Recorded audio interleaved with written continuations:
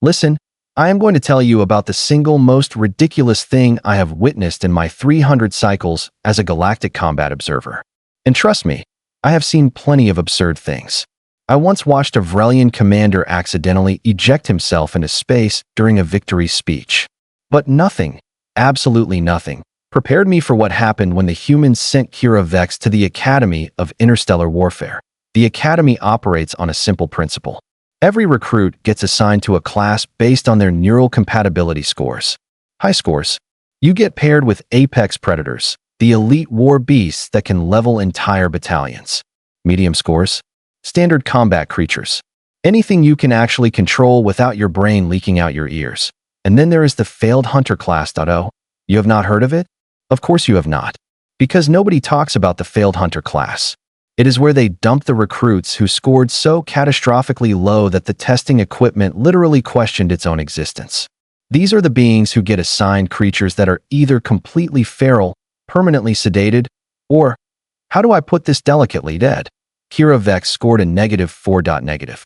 First, the testing administrator stared at the results for 6 full minutes. He recalibrated the machine twice. He tested himself just to make sure the equipment still functioned. It did. The human female had somehow scored worse than if she had not shown up at all.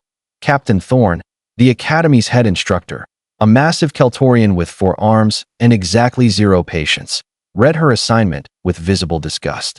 Cadet Vex, he growled, his secondary mouths clicking in irritation. You have been assigned to Base 17, Sublevel 9. The other recruits gasped. Someone in the back, a cocky Dracian named Joss, actually laughed out loud. Sublevel 9? That is where they keep the rejects. Kira just shrugged. Cool. Do they have coffee down there? No. No. They did not have coffee down there. What they did have, however, was something far more interesting. Sublevel 9 smelled like a combination of decay, desperation, and disinfectant that was clearly losing the battle. The lighting flickered every few seconds, casting shadows that made you question your life choices. The cages, if you could call them that, were rusted, dented, and in some cases held together with what appeared to be duct tape. The creatures inside were, well, calling them creatures was generous. Kira walked past a cage containing something that looked like a deflated balloon with teeth. It wheezed at her. She walked past another cage holding what might have been a Ravager hound at some point in its life, but now just lay on its side, drooling. A third cage was completely empty except for a sign that read, "Escaped 3 years ago. Presumed decomposed." Okay, Kira said to the automated assistant drone hovering nearby. So where is mine? The drone's optical sensor swiveled toward the very last cage in the very darkest corner. Unit designated Shade. Classification, Umbral Stalker. Status, hostile, unresponsive, scheduled for termination. Kira approached slowly. The cage was larger than the others, reinforced with triple-layered barriers. Energy fields hummed ominously. Warning signs covered every surface. Danger. Do not approach. Seriously, what are you doing? Inside the cage, something moved at it was not a movement you could easily describe. It was like watching smoke decide to become solid. Shadows peeling away from shadows. And then, suddenly, 2 eyes opened. Eyes that glowed with a deep, violet light. Eyes that had probably seen the death of stars and found it mildly entertaining.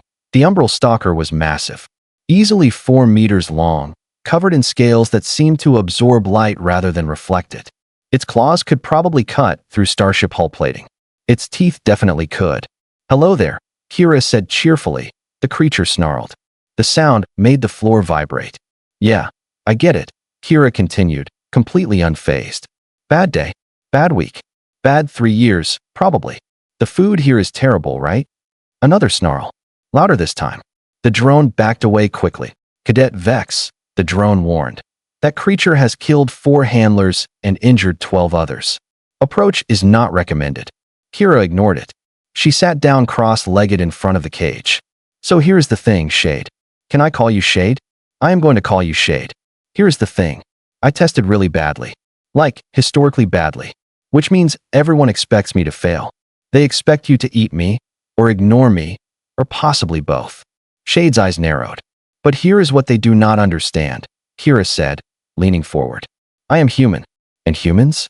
We are really, really good at befriending things that want to kill us. It is basically our species' superpower. We made friends with wolves, with cats, with horses that could kick our heads off. We even made friends with tiny dinosaurs and called them chickens.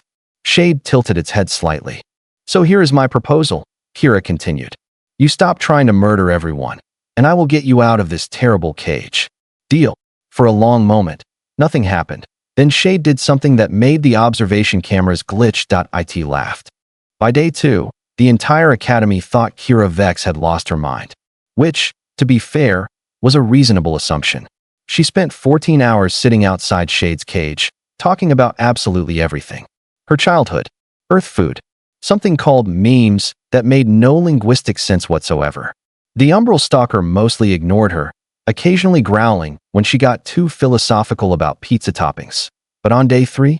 Day 3 was when things got weird. I was reviewing surveillance footage, because that is what combat observers do when we are bored, when I noticed something impossible. Kira had entered Shade's cage. Not the observation area. Not the feeding corridor. The actual cage. With the actual murder beast. What is she doing, my assistant? A nervous Plenthian named Rico squeaked. Dying, presumably. I replied, except she was not dying. She was sitting there, hand extended, palm up. Just waiting.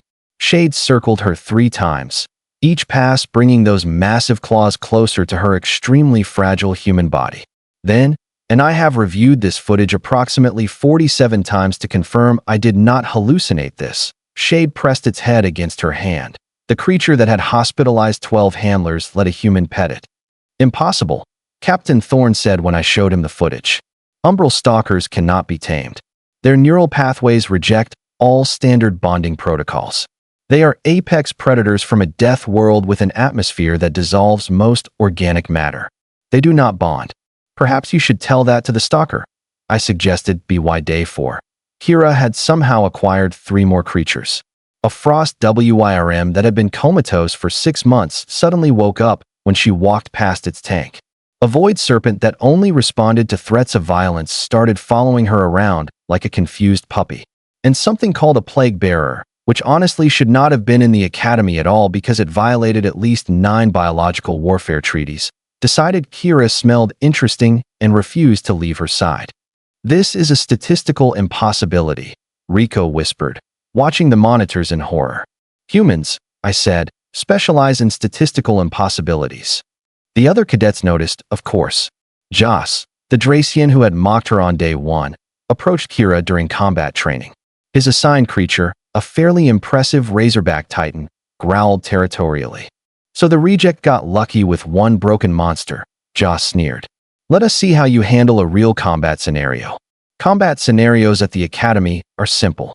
2 cadets, 2 creatures. Whoever yields first loses. It is supposed to teach tactical command under pressure. Kira looked at Joss, then at his Razorback Titan. Then she smiled. Okay, sure. Sounds fun. The arena was packed. Everyone wanted to see the human with the -4 score get destroyed. Captain Thorne watched from the observation deck, all 4 arms crossed. Begin, the automated referee announced. Joss immediately commanded his Razorback to charge. The creature was fast, powerful, built for overwhelming force. Its footsteps shook the arena floor. Kira just stood there. She did not move, did not flinch. She just whispered something too quiet for the microphones to catch. The shadows in the arena moved. Shade materialized behind the Razorback like darkness given form. One moment there was empty space. The next, there was 4 meters of nightmare with glowing violet eyes. The Razorback skidded to a halt, its aggressive posture collapsing into pure terror, but Shade did not attack. It just looked at the Razorback. Just stared. And then the Razorback did something that made Captain Thorne drop his datapad. It bowed. Not yielded. Not retreated. Bowed. In submission. To Shade. Which meant, by extension, to Kira. Impossible. Josh shouted. That is my creature. I raised it from a hatchling. It does not bow to anyone. Kira shrugged. Apparently it does now. By day 5, 11 creatures had transferred their loyalty to Kira. Not through combat. Not through neural override. They just decided, independently, that the small human female was worth following. The Frost worm. The Void Serpent. 3 spike hounds that had been scheduled for retirement. A phase cat that existed in 4 dimensions simultaneously. Even a battle mantis that supposedly only responded to pheromone commands. And humans definitely do not produce the right pheromones. This violates every principle of xenobiology, Captain Thorne said, reviewing reports in his office. I was there because at this point, this had become the most interesting thing happening in the entire sector. Creatures do not just transfer loyalty. There are biological imperatives, neural bonding periods, chemical dependencies. You cannot just ask nicely and expect a war beast to follow you. And yet, I said, and yet, he repeated darkly. On day 6, something happened that changed everything. An actual emergency.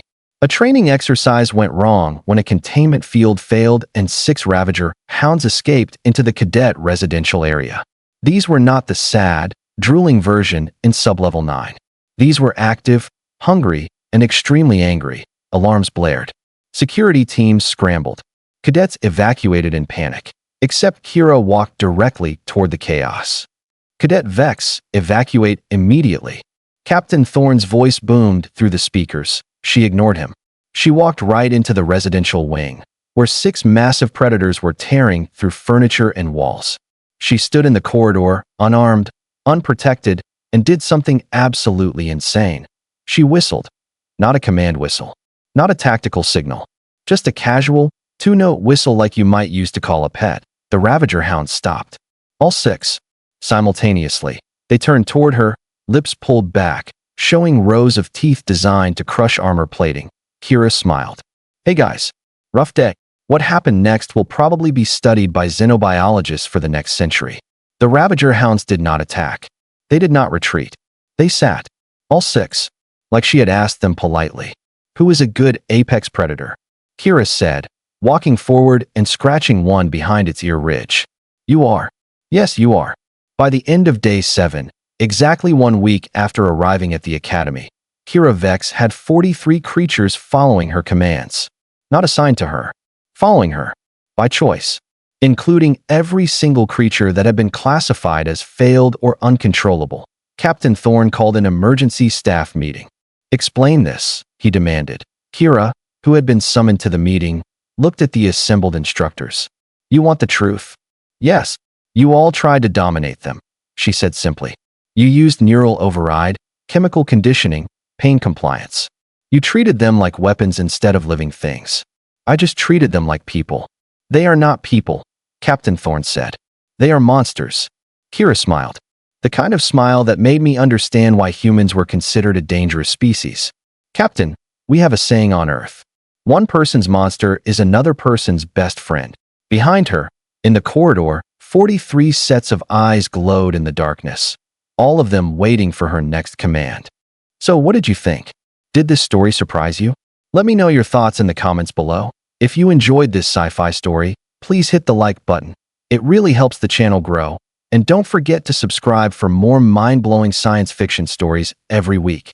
Turn on the notification bell so you never miss an upload. Thanks for watching, and I'll see you in the next story.